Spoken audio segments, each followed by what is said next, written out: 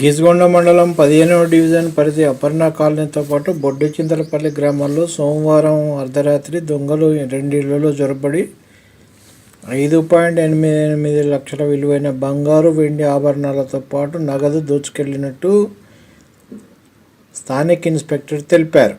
ములుగు జిల్లా గోవిందరావుపేట గ్రామానికి చెందిన మిట్టపల్లి సాంబయ్య భార్య పిల్లలతో కలిసి గొర్రెకుంట శివారులోని అపర్ణ కాలనీలో నివాసం ఉంటున్నాడు. సోమవారం ఇంటికి తాళం వేసి కుటుంబ సభ్యులతో కలిసి సంక్రాంతి పండుగకు స్వగ్రామము గోవిందరావుపేటకు వెళ్లారు. ఇదే అదనుగా దుండగులు సోమవారం అర్ధరాత్రి ఇంటి తాళాలు పగలగొట్టి లోపలికి ప్రవేశించారు. బీరువాలోని 2.1 లక్షల విలువైన 3.5 తులాల బంగారు ఆభరణాలు దోచుకెళ్లారు. మరి అపర్ణ కాలనీ అనేది గేటెడ్ కమ్యూనిటీ. మరి దొంగలు ఎట్లా దూరిండ్రో తెలియదు, మరి సెక్యూరిటీ ఏం చేస్తుందో తెలియదు. అయినా పండుగలకు ఊరెళ్ళేటప్పుడు ఇంటి యజమానులు సరైన జాగ్రత్త తీసుకోవాలి. ఇంట్లో నగదు మరియు నగలు పెట్టొద్దు.